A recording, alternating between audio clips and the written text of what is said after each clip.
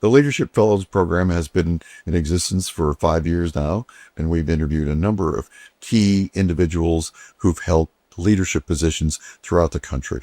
And we're happy that you've accepted our invitation to talk with us today about your philosophy and your challenges that you've faced in your role as a leader here in California. Well, I'm happy to be a part of it. Thank you for the invitation. Let's start a little bit with your background. If you could tell us how you got started in transportation, where you kind of came from. Tell us about the log cabin. Well, it's probably a little different than a lot of the folks you talk to, in that one, it was an accident. Not a literal accident, but I didn't intend to get into transportation. I was supposed to be a marine biologist, actually, and was working on Capitol Hill doing environmental issues, and worked for a senator who then became chairman of a transportation committee and needed a staffer to lead his work. And I suddenly became a transportation expert overnight. And but I kind of, once I was bitten, I really enjoyed it, and got to be involved in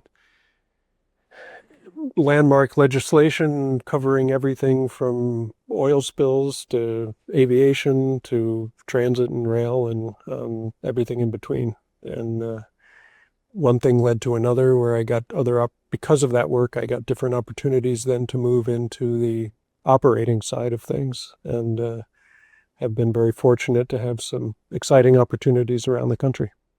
Well, you say you started off in D.C. and then I think you went to Chicago. Right.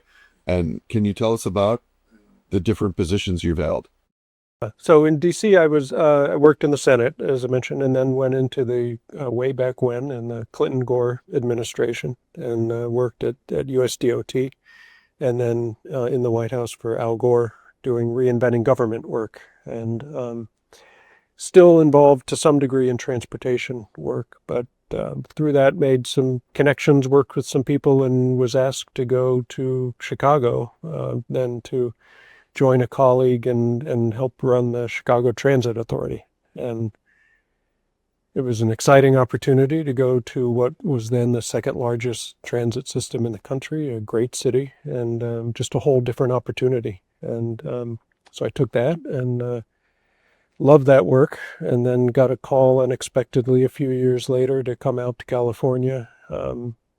Governor Gray Davis was filling out his team at the time, and asked me to come run Caltrans, and the idea of, I did not want to leave Chicago. I love the agency, I love the city, I loved what we were doing, but the opportunity to lead the biggest agency in the country was awfully hard to say no to, and so out I came, and had that, and then went into the private sector after that, and then came back in to lead the California High-Speed Rail program for 5 years.